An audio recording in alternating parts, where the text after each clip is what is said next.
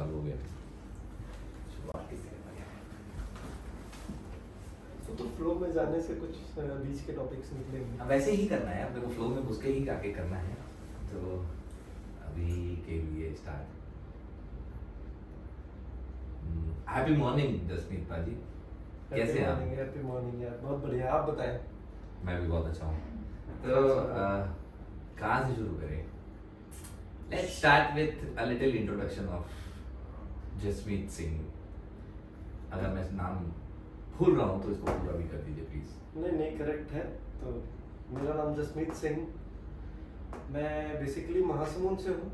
मेरा born brought up place Mahasamund है और वहीं मेरा जन्म हुआ, स्कूलिंग हुई, 12वीं तक मैंने वहीं अपना पढ़ाई लिखाई किया। और फिर 12वीं के बाद ऐसा हुआ कि रायपुर आने की चाह जागी कि नहीं यार, महासमुंद में ज़्यादा कुछ नहीं है तो चलो रायपुर में कुछ ट्राई करें। तो रायपुर आने का बहाना बना इंग्लिश कोचिंग की क्लासेस। उस समय हम प्योर हिंदी मीडियम स्कूल से रहे, शिशु संस्कार केंद्र। तो एक इच्छा थी कि नहीं यार इंग्लिश सीखना है, और एक बड़ा एक हाइप दिमाग में था कि नहीं यार इंग्लिश की कोचिंग करनी है। तो अपन रायपुर आ गए। ये कब की बात है?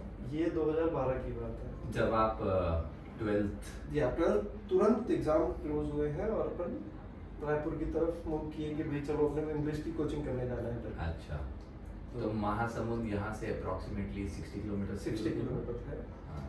तो what is Mahasamund about? Mahasamund generally Mahanadi के नाम से फेमस है। महासमुंद बोले तो कि महानदी जो है वो महासमुंद जिले से निकलती है मैक्सिमम, तो इसलिए उस जिले का नाम महासमुंद है। ओके। तो महानदी तो आपको पता ही है, छत्तीसगढ़ की सबसे प्रीमियम, सबसे मेन नदियों में से एक, और तो इसलिए महासमुंद है। और महासमुंद मंदिरों का जिला कहा जाता है इसे। जहाँ तक आप जानते होंगे विश्व प्रसिद्ध मंदिर सिरपुर, सिरपुर जो है वो महासमुंद जिले के अंदर है। मतलब सिरपुर हमें ऐसे याद आता है कि अभी शायद दलाई लामा भी यहाँ पे आए हुए हैं। दलाई लामा आते हैं, अमिताभ बच्चन कई बार आ चुके हैं, और बहुत से बड़े। कहा जाता है कि सिरपुर एक यूनिवर्सिटी थी पहले, correct me if I am wrong, जो तक्षशिला नालंदा के बाद तीसरी यूनिवर्सिटी हिंदुस्तान में। I am not sure about university, but because वो जो टेम्पल है कई हजारों साल पुराना है, और वहाँ 24 घंटे आज भी खुदाई चलती है। आज भी वहाँ नीचे से बड़े बड़े मतलब महल निकलते हैं बोल लीजिए, या घर निकलते हैं बोल सकते हैं आप जब वहाँ जाइएगा तो जो खुदाई से निकले वहाँ पे पत्थर निकले हैं, चाहे मूर्तियाँ निकली हैं, वो बहुत कीमती हैं। तो और वहाँ 7000 साल पुराना एक लक्ष्मण टेम्पल है जो कि पूरा जमीन से निकला है, जिसकी एज बताई जाती है 7000 साल पुरानी। तो वो अपने आप में एक बहुत ही प्रीमियम प्लेस है सिरपुर। तो उस नाम से महासमुंद का नाम है।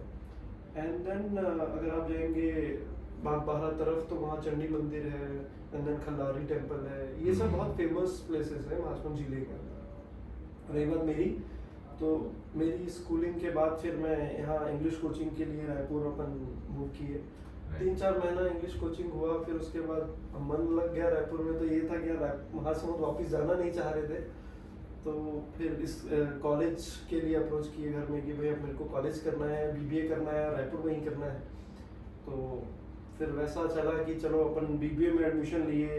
डेली सुबह 4 बजे उठ के ट्रेन में आना, देन 7 बजे कॉलेज जाना, देन 11:30 बजे कॉलेज से निकलना। देन एक जॉब अटेंड की मैंने होटल कम्युनिकेशन में, वो 12 बजे से रात में 8 बजे तक वो जॉब अटेंड करते थे। वहाँ पे हमने जॉब की, एज अ टेलीकॉलर जॉब चालू की 5000 रुपये महीने में।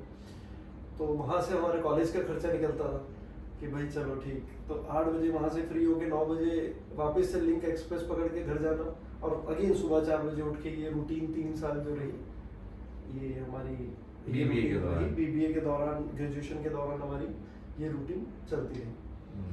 उसके बाद उसी दौरान भाई मैं आपको यहाँ पे एक छोटा सा पॉज लूँगा आपसे। आपने बोला कि आप 12th के बाद ही आप रायपुर शिफ्ट हुए। शिफ्ट नहीं, बस अप डाउन चला। मतलब आपका एक इंग्लिश को सीखने के प्रति एक लगाव आया, या एक कॉलिंग आई, आप जैसा भी बोल लो। तो आप इंग्लिश सीखने के बहाने रायपुर आए? इज दैट ये स्टार्टिंग था कि देखो रायपुर आना था, इंग्लिश एक बहाना बना। उसके बाद मैंने मोबाइल रिपेयरिंग के कोर्स किए, मैंने कंप्यूटर रिपेयरिंग हार्डवेयर सॉफ्टवेयर के कोर्स किए, तो वहाँ से मेरा आईटी इंडस्ट्री के लिए इंटरेस्ट जागा। शुरू से आईटी इंडस्ट्री में इंटरेस्ट तो था, लेकिन जब ये मोबाइल का दौर आया, उस समय नोकिया मोबाइल चलते थे, 100% रिपेयरेबल होते थे, एक एक आईसी एक एक ट्रांजिस्टर्स को अपन चेंज कर सकते थे। Correct. वो दौर था जिस समय अपन मोबाइल की इंडस्ट्री में घुसे, और वहाँ से आईटी इंडस्ट्री में इंटरेस्ट आया कि अब हार्डवेयर तो सीखे, लेकिन उसके अंदर ये सॉफ्टवेयर कैसे होते हैं, ये सॉफ्टवेयर बनते कैसे हैं, वो एक अंदर से इंटरेस्ट शुरू से था। गोइंग फॉरवर्ड वो एक ऐसा, फिर कंप्यूटर्स में घुसे, फिर अपन यहाँ बीबीए कंप्लीट होते ही फिर ये था कि अब हायर एजुकेशन के लिए। तो कैसा था आपके वो English speaking days, English learning days, और अगर आपने मोबाइल, तो ये आप क्यों सीख रहे थे? मतलब आपको इंटरेस्ट था कि अगर आगे जाना है, चाहे आईटी इंडस्ट्री में जाना हो, चाहे किसी भी और फील्ड में मुझे आगे जाना है, तो इंग्लिश मस्ट थी। हम लोग बचपन से एक ऐसे स्कूल में पढ़े हैं जो कि प्योर हिंदी मीडियम बोलते हैं, जिसमें आचार्य टाइप अपन जो गुरु जी। मैं आपको फिर से बताता हूँ कि मेरा सवाल कहाँ से आ रहा है। आप महासमुंद से जी। महासमुंद एक जिला है, डेफिनेटली काफी बड़ा जिला हो गया है, पर लेकिन स्टिल एक ऐसी जगह है जहाँ पे मैं समझता हूँ आज भी ऑर्थोडॉक्स थिंकिंग प्रिविलेंट होगी। बिल्कुल है ना। और वहाँ पे रहते हुए, पलते बढ़ते 12वीं करते, आपके अंदर ये सोच आना कि मुझे आगे बढ़ने के लिए इंग्लिश सीखना है और उसके लिए रायपुर जाना है एंड स्ट्रगल करना है, तो ये फीलिंग हर एक में नहीं आई। ये मानता हूँ, ये फीलिंग्स आने के लिए ये था कि हमारा जो बैकग्राउंड था वो बहुत मतलब स्ट्रांग नहीं था। हमारी वहाँ पे एक टी स्टॉल है। अच्छा। टी स्टॉल थी, इनफैक्ट वो स्टेशन के जस्ट सामने एक टी स्टॉल थी। ये महासमुंद की बात है। तो वहाँ पे मेरे पिताजी सुबह 4 बजे उठ के जाना और लोगों का ये बोलना कि यार तुम अपने पापा का हाथ नहीं बैठा रहे हो। तो मुझे ये फ्यूचर दिख रहा था कि अगर मैं और थोड़ा समय वहाँ रहता तो एट द एंड में मुझे उस टी स्टॉल में ही फंसना रहता, क्योंकि मुझे खुद को वहाँ जाना होता था, ग्लास साफ करने, जूठे केटली में चाय देना, ये मैं करता था, लेकिन चाहता नहीं था। ये मेरी मजबूरी थी, क्योंकि मुझे उस समय फादर का हाथ बटाना ये मेरी रिस्पॉन्सिबिलिटी भी थी।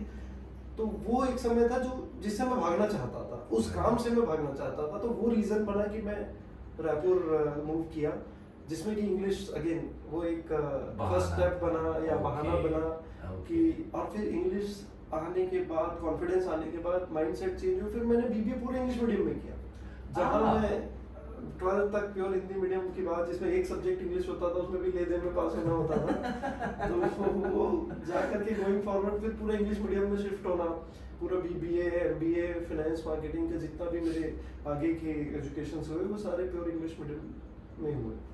तो वो बहुत बड़ा टर्निंग पॉइंट था लाइफ का।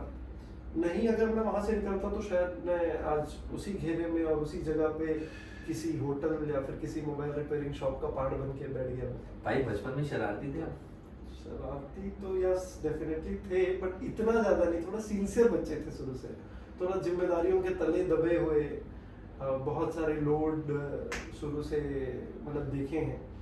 ग्रेजुएशन टाइम में भी इतना आसान नहीं रहा कि हाँ मतलब फीस तक हमें खुद निकालनी होती थी, देन सिस्टर की मैरिज, खुद हमारा वो एक खप्पर वाला घर होता था जो कोइंसिडेंटली भसक गया था बारिश के चलते, और हमें मजबूरी में उसको बिल्ड करना पड़ा था। और उसके लोन के लोड, फिर फैमिली लोन्स एंड सिस्टर के लोन, ये सारे लोड डायरेक्टली इफेक्ट करते थे। तो फिर एजुकेशन भी मैंने लोन लेकर के किया, तो वो एक लोड इतना ज़्यादा था कि शरारत का शायद समय नहीं मिला जो अब अपन पूरी करते हैं। तो ये बट ओवरऑल जर्नी बहुत बहुत ज़बरदस्त रही। ऊपर वाले ने हर मोमेंट पे, जहाँ हमारी हैसियत एक छोटे से शहर से बाहर निकलने के नहीं थे, अब हम 5 कंट्रीज़ में काम करके आ गए, बहुत सारे नॉलेज वहाँ से ले करके आज इंडिया में बहुत अच्छे लेवल पे अपन काम कर रहे हैं। अपने काम पे संतुष्ट है, जो भी अपन कर रहे हैं बहुत अच्छे लेवल पे कर रहे हैं अपने तो अब अपन थोड़ा सा आपके काम की तरफ बढ़ते हैं आगे, क्योंकि आपने बताया कि आप 5 कंट्रीज में काम कर रहे हैं। आप ही के ऑफिस में इस समय हम लोग बैठे हुए हैं। So this is a structure. जब आप बोलते हैं कि आप एक झोपड़ी वाले मकान से आते हैं और आज आपका ऑफिस भी वेल मेंटेन्ड है, if I am for lack of better word. तो आप करते क्या हैं? देखिए अभी जो मेरा काम आपने है, बीबीए किया, आपने मोबाइल रिपेयरिंग सीखी? बीबीए करके मैंने एमबीए किया। अच्छा, MBA MBA finance and marketing, Bangalore university से मेरी एमबीए कंप्लीट हुई। ओके। एमबीए के थर्ड सेमेस्टर में ही, जैसे कि मैंने बताया, लोड बहुत था, हाँ। तो मैंने जॉब सर्च करना चालू कर दिया था कि भाई एनी कंडीशन मेरे को अब जॉब चाहिए। हम्म, तो कोइंसिडेंटली मुझे national bank of Abu Dhabi Dubai में जॉब मिल गई लवली। थर्ड सेमेस्टर में ही। तो अब मेरे पास दो ऑप्शन थे, या तो एमबीए बीच में छोड़ के जॉब करने चले जाओ थर्ड सेमेस्टर में, या तो इन एनी कंडीशन आप कॉलेज से ये सेटलमेंट करो कि मुझे वो जाने भी दें और अपना ये ड्रॉप भी ना हो, एमबीए भी। तो उस केस में मैंने अपने कॉलेज में बात की कि भाई मुझे जॉब तो करनी पड़ेगी, तो ये मेरी अपॉर्चुनिटी एक अच्छी मिली है मेरे को, तो इसमें मेरे को जॉब तो करनी है। अब मैं आपसे ये हेल्प चाहता हूँ कि भाई आप हमें प्राइवेट ना करें, मतलब इसको पार्ट टाइम ना दें, हम अच्छा। रेगुलर एमबीए में के रूप में ही आप मुझे जॉब भी करने दें, मैं सेमेस्टर की एग्जाम देने आऊँगा, okay. Third and fourth semester. Okay. तो पहले तो बहुत कॉलेज के सीन रहे, फिर मतलब बाद में- बेसिकली आज के टाइम पे हम लोग जो पेड लीव्स की बात करते हैं, बस आप वही अपन चाह रहे थे। तो बगैर फायदे के तो फिर कॉलेज भी काम नहीं करता। Of तो course. कॉलेज ने मुझे ये कंडीशन दी कि एक शर्त पे हम आपको अलाउ करते हैं, अच्छा। बोले कि आपको बस ये कमिट करना है कि ये प्लेसमेंट आपका कॉलेज की तरफ से हुआ है। ओह, ओके। तो अब आप ओके। बिजनेस मॉडल कॉलेज का समझ Alright, सकते हैं। हाँ, हाँ। तो मैंने बोला नो प्रॉब्लम, मेरा कुछ नहीं जाना है। तो मैं थोड़ा समय निकला, मैं देखा अरे वेबसाइट में कॉलेज की वहाँ बोर्ड में है कि हाँ भाई just missing placed in Dubai from this college, ताकि कोई कनेक्शन नहीं था कॉलेज की तरफ से, ना कोई प्लेसमेंट था, ये मेरे खुद के सर्च और हम इंटरव्यू दे करके दुबई के कुछ कंपनीज में वो सेलेक्ट हुआ था। तो national bank of Abu Dhabi में वहाँ जाना हुआ, वहाँ से टर्निंग पॉइंट ये रहा कि वहाँ से मेरा एक्सपीरियंस स्टार्ट हुआ। तो आप दुबई गए? मैं दुबई आपने गया, job मैंने join वहाँ करी? 1.5 से 2 साल अपना टाइम स्पेंड किया। वहाँ से जो भी अर्निंग्स हुई उससे मैं अपने आप को काफ़ी हद तक रिलीज कर पाया। और स्टार्टिंग जॉब ही 1 लाख रुपए महीने की हुई वहाँ से। वहाँ की करेंसी के हिसाब से तो 5,000 दिरहम्स थे, हाँ। बट यहाँ के हिसाब से 1 लाख रुपए थे, तो जो कि मेरे लिए उस समय के लिए बहुत बड़ी वैल्यू थी कि नहीं यार, लाख रुपए महीने की जॉब होना मतलब अपने आप में मेरे लिए एक अचीवमेंट था। तो वहाँ से हम थोड़ा रिलीज होना चालू हुए। 2 साल जॉब करने के बाद थोड़ा इन्वायरमेंट कंफर्टेबल भी नहीं हुआ, प्लस अकेले थे, घर वाले भी थोड़ा टेंस रहते थे कि यार आउट ऑफ कंट्री हो, विलायत में हो, फॉरेन में हो, भले वो आज बहुत कॉमन हो चुकी चीजें, लेकिन एक समय था कि लगता था कि नहीं बहुत दूर। करेक्ट। तो वो सेंटीमेंट वापस खींच के लाया। ये बात होगी 2014 13-14 के बीच की बात है। तो उस बीच में जब मैं वापस आया, तब अपन फिर रायपुर आया। रायपुर में अपॉर्चुनिटीज थी नहीं उस समय ज़्यादा, तो और फिर बेंगलोर अपन 3-4 साल रहे हुए थे, ग्रेजुएशन एमबीए वहीं हुआ था। फिर उसके बाद तो फिर मैंने घर से ये कहा कि भाई मैं ठीक है वापस इंडिया आ जाता हूँ, लेकिन मैं बेंगलोर में जॉब करूंगा। तो फिर मतलब आप ऐसी फैमिली को मना रहे थे जिसने आपको बीबीए करने के लिए भी कहा कि महासमुंद से अप डाउन करो, जिसके लिए आप सुबह 4 बजे उठ के ट्रेन पकड़ के रायपुर आया करते थे, और रात को क्या टाइम वापस जा रहे होते थे? 11 बज जाता था घर पहुंचते, 9 बजे की ट्रेन होती थी। 9 बजे की ट्रेन से आप वापस तो महासमुंद निकल के 11 बजे घर पहुंचते घर थे, पहुंचते थे। और फिर आप वापस 4 बजे सुबह वहां से निकलते थे। और फास्ट फॉरवर्ड टू नाउ, जब आप दुबई 2 साल होके आ गए हो जी, और अब आप बेंगलोर में हो कि आपने जॉब बेंगलोर में करनी है। जॉब किए, फिर सिंगापुर मलेशिया में हमारे 3-3 महीने के इंटर्न्स हुए। लवली। ओके। तो किसी ऑफिशियल पर्पज से ही हम 3-3 महीना वहाँ सिंगापुर में, मलेशिया में 3-3 महीना, ओवरऑल 6 महीना मैंने वहाँ टाइम स्पेंड किया है। और भी मतलब अब तो कई कंट्रीज के साथ कनेक्टेड होते हैं, पर वहाँ रह करके जो सीखने मिला, वो कॉन्फिडेंस जो आया, वो ले करके जब अपन वापस अपनी जगह पे आए हैं, तो वहाँ से हमको पीछे जाने की जरूरत नहीं पड़ी। और गॉड ग्रेस इतना कॉन्फिडेंस है कि कभी अब पीछे नहीं जाएंगे। तो वो एक फेज था, लर्निंग फेज बोल लीजिए, स्ट्रगलिंग फेज बोल लीजिए, वो एक फेज था जिससे अपन आए। अब उसके बाद जैसे ही फिर सर, उसके बाद के बीच में आपको यहाँ पे 1 मिनट रोकूंगा।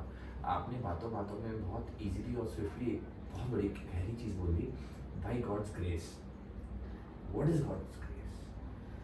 देखिए मैं और हम आपके ऑफिस में देख सकते हैं बाबा जी की तस्वीर भी लगी हुई है, गुरु नानक साहब जी की तस्वीर है, तो कहीं तो आप बिलीव भी करते हैं ऑफकोर्स। मैं एक सिख फैमिली से बिलोंग करता हूँ, तो बचपन से ही हम लोग बिलीफ बहुत स्ट्रांग रहा है हमारा, ऊपर वाले को लेकर, उस परमात्मा को लेकर, या खुदा बोल लीजिए, सभी एक है। हम तो यही मानते हैं कि सब कुछ एक है, सभी एनर्जी से एक है। तो सबके पाथ भले अलग हो सकते हैं, नदियाँ भले अलग अलग हो सकती है, लेकिन जाना सबने समुद्र में ही है। तो हम जिस नदी के थ्रू आते हैं उस पर बिलीफ हमारा बहुत स्ट्रांग रहा है। आज मैं जो भी हूँ, या आज हमको जितनी भी अपॉर्चुनिटी मिली है, वो बगैर उनके आशीर्वाद के तो पॉसिबल ही नहीं था। क्योंकि जब तुम्हारी सोच ही एक डब्बे के अंदर रहती है, एक बॉक्स के अंदर रहती है कि नहीं यार इससे आगे तुमको नहीं सोचना है, या तुम सोच ही नहीं सकते बिकॉज तुम इतने कंडीशंस में भरे हो, लेकिन वहां से निकल के तुम जब इस बड़े समुद्र में आ पाते हो, मतलब वो बगैर किसी के हाथ हैंड होल्ड से आपको हो नहीं सकता। और वो आशीर्वाद उन्हीं का है जिसके थ्रू आज जो भी अपन बन पाए हैं वो है। तो जैसा कि आपने बोला कि ये सिर्फ बिलीफ का गेम है, आप सिर्फ ब्लाइंडली ट्रस्ट करिए, अपने काम में लॉयल रहे, किसी का हार्म ना करें, बस ये सोच के अगर आप आगे चलते जाते हैं और ये सोच के चलें कि ये जो कड़ा हमने पहना ये उन्होंने हाथ पकड़ा हुआ है, ये उस ऊपर वाले ने हमारा हाथ पकड़ा हुआ है, तो कभी किसी गलत जगह में तुमको आगे जाने नहीं देगा, वो रोक लेगा। और जहां तुम अच्छा करोगे वो तुम्हारा सपोर्ट करेगा, चलो और आगे। तुम बस अपने तरफ से अच्छी जगह एक कदम आगे बढ़ाओ, आगे 10 कदम वो बढ़ा देगा। तो ये सोच के हम आगे चलते गए और आज जहां वो चाह तो रहा है। आपने कहा कि आपकी बचपन से ही बिलीफ रही है, मतलब फैमिली अपब्रिंगिंग है, फैमिली, हाँ, culture फैमिली शुरू से ही ये सब जितना रहा है। अर्निंग मेरे फादर का होता था, एक समय में उन्होंने 10 साल ड्राइवरी की है, तो मैंने जो देखा है अपने पूरे बचपन से कि मेरे फादर बचपन से जब भी वो ड्राइवरी का जो भी अर्निंग्स लेके आते थे, वो 15 दिन में एक बार घर आना, तो जितनी भी अर्निंग्स होती थी उसका हम लोग गरीबों का लंगर कर देते थे। कभी हमने ये नहीं सोचा, उन्होंने ये नहीं सोचा कि इसका फ्यूचर बच्चों का, चाहे ये घर का क्या होगा या बाकी का, उनका ये था कि मैं ये कर रहा हूँ, बाकी सब ऊपर वाला देख लेगा। वो जितनी भी अर्निंग वो लेके आते थे, हमारा टारगेट होता था कि वो आएंगे, इतने तारीख को गरीबों का लंगर होना है, उस लंगर में गरीबों को कभी बर्तन बांट दिए, कभी कंबल बांट दिए, लंगर करा के खत्म, फिर नए से स्टार्ट करते हैं। तो ये शुरू से ही देखा है हमने। उसके अलावा हमारे घर का, मैं जब से पैदा हुआ हूँ, हमारे घर में डेली कुत्तों के और गाय के लिए आज भी रोटी बनती है। और रोटी मतलब समझ लीजिए कम से कम 100 रोटी इन अ डे, जो मेरी मम्मी बनाती है खुद। तो ये हम लोगों ने, मैं जब से होश में हूँ तब से मैं ये चीज़ देख रहा हूँ। गोइंग फॉरवर्ड मैंने अभी बड़ा वाला चूल्हा ले दिया कि जिसमें 10 रोटी एक साथ बन जाए, पहले तो एक एक रोटी करके बनती थी, तो अभी हमने वो बड़ा वाला चूल्हा ले लिया कि एक साथ फटाफट रोटी बन जाती है आधे घंटे में। नहीं तो पहले की जैसे फैमिली इकट्ठी हुई तो बहन हमारी आटा गूंद दिए और हम लोग हाथ बटा दिए थोड़ा, तो रोटी बनाने वाला सिस्टम ये गाय को और कुत्तों का, ये आज से नहीं। मेरे डैडी सुबह 4 बजे जब भी वॉकिंग पे निकलते हैं, वो जेब पे रोटी लेकर के और निकलते हैं कि गाय कुत्ते पूरे पहचानते हैं उनको कि भाई आ रहे हैं, हमारा फूड का अरेंजमेंट हो जाएगा। और उनका हमेशा से ये कहना रहा है इंसान के पास तो जबान है, इंसान मांग सकता है, लेकिन ये बेजुबान जानवर मांग नहीं सकता। अगर उनको भूख लगे भी तो वो तुमको मांग नहीं सकते। तो इंसानों का तो हर आदमी कर रहा है, तुम बेजुबान का करो जो नहीं मांग पा रहे। इंसान को तो भगवान ने जबान दी है, जो आज नहीं तो कल किसी से भी मांगेगा, एक ठुकराएगा पर दूसरा दे देगा, लेकिन बेजुबान कभी मांग नहीं सकता। तो वो हम लोग उस बिलीफ से, उस सिस्टम से ऐसे पले बड़े हैं आगे कि वो हमको एक इनबिल्ट सिस्टम में सेट है कि यार तुमको कभी मतलब इस प्रोसेस में ही रहना है। तो वो चीज़ें बहुत सपोर्ट की है आज तक। कोई ऐसा इंसिडेंट आपके साथ हुआ हो जब आपको ऐसा लगा कि यार ये तो वाकई में मैं नहीं कर सकता था, मतलब एक ऐसा हिट मोमेंट जिसमें आपको रियलाइजेशन हो गया और आपको बहुत से ऐसे मूवमेंट हैं, उस बिलीफ की याद आ गई, मतलब समझो जैसे, क्योंकि क्या होता है ना, मैं आपको क्यों बोल रहा हूँ, क्योंकि बहुत सारी फैमिलीज में ये कल्चर फॉलो होते हैं, but not everybody is aware towards the belief systems जो कि चली आ रही है, राइट? मतलब आप बखूबी जानते हो, उसको देखा है, आपने एक्सपीरियंस किया है, आप कह रहे हैं जब से आपने होश संभाला है तब से आप देखते आ रहे हैं, तो ये आपकी अवेयरनेस है, is what I would say, right?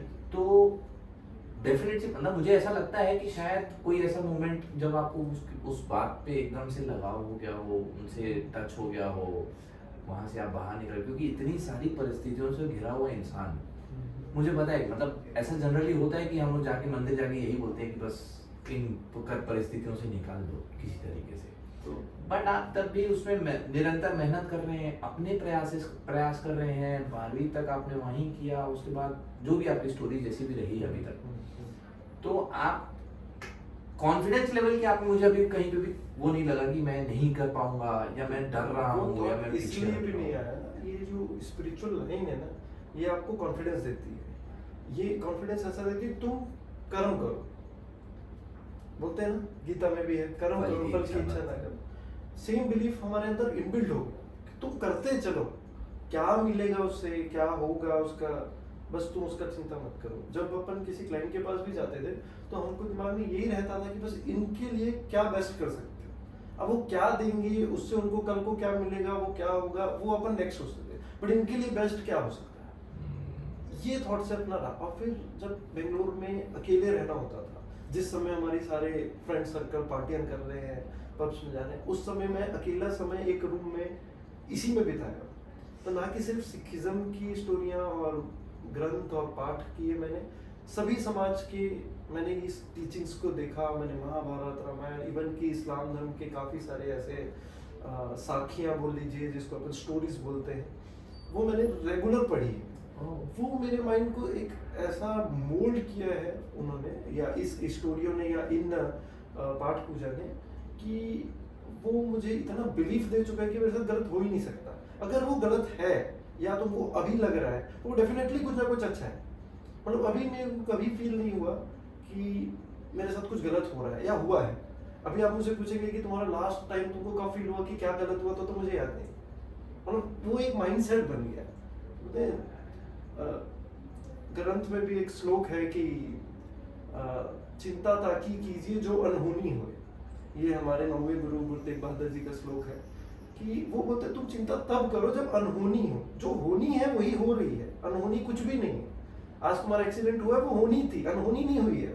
अगर कुछ होता है तुम्हारे साथ गलत, तो वो होनी है। क्या पता इसका रिएक्शन बहुत अच्छा है, वो हुआ है। जब हम दुबई से वापस आए थे तब मेरे लास्ट टाइम में रिग्रेट था कि कहीं मैं बहुत अच्छा करियर छोड़ के वापस जा रहा हूँ, कहीं ये लॉस तो नहीं है मेरे लिए।